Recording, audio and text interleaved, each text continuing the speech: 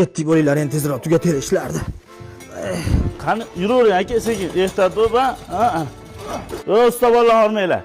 Endi har kuni bakalashkada suv tashimaydi dedimda, sizlar maza qilinglar deb gaz vodani ham, marojnani ham apparati bilan olib kelib qo'ydim. Bemalol ichib, to'yginilicha yeb, ishni qilaverasizlar. Ha, sol tezroq. Ikki arava bilan ish olib ketadi. Usta. Voy. Kunam yomonsiz-ku. Ha, Quyosh qarang. Ve ish to'xtatinglar. Bu issiqda ishlamanglar. Konditsionerli xonaga xonani muzdek qilib joy qilib qo'ydim. 2 soat uxlab olinglar.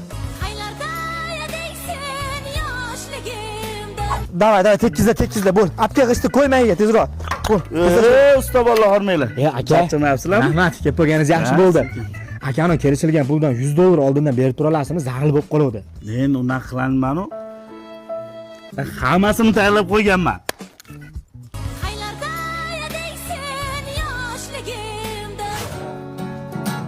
Mening aziz umidvorim, ko'zimning nuri ustamdir. Suyanganim addelchigim, malyarlarim ham ustamdir. Tug'ilgan kunlaringiz bilan tabriklaymiz, tabriklaymiz. To'g'risi kutib oldim, rahmat aka. Qaydan bildingiz tug'ilgan kunimligini aka? Telefonimga G'ayrat Malyar deb sayrent qilganman-ku. Ertalab tursam Telegramda donglatib denraziyani bo'lib kelib qoldi. Siz tug'ilgan kuningizga uy sovg'a qilmoqchiman. Nima? Uy? Ha.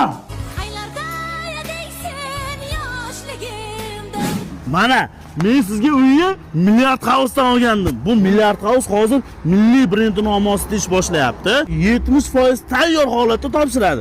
Qarang, 15% to'lasangiz bo'ldi. Qolgan pulini o'zini tan narxini 75 oyga bo'lib to'lasangiz bo'ladi. 15%ni men to'lab qo'ydim. Sizga sovg'a dedim-ku. Qolganini o'zingiz to'lab olasiz. Uy 2027-yilga topshiriladi. Lokatsiyasini qarang. Andijon shahar issiqlik manbayining yonida. Undan tashqarichi Navro'zmalda birinchi etajda showroom, sotuv ofisi hammasi katta ochilishi bo'lyapti. To'g'ri. Bu ishonchliligida bu. Gap yo'q, Bu yoqdimi? Yoqdi. Tabriklayman. Rahmat. Tabriklayman. Chaqirgan ekansiz aka. Keling. Keldim. Choy oling. Rahmat. Uy ham bitib qoldi, xudo xolasa. Xudo xolasa 1-2 kunlik ish qoldi aka. Endi rejalar qanaqa? Shu endi uy sovg'a qildingiz, rahmat. Endi uylansam o'sha yerga ko'chib chiqamiz. Yana yilga bitsa endi. Endi men sharoitingizni bildim. So'rab surishtirdim-da. Endi u uy keyingi yilga bitadi. Siz ungacha kelin bolani oldida hijolat qilmasdan mana o'zingizlar qurgan uy, hammomlari ichida sharoitlar bor. Mana shu yerda yashab turavering.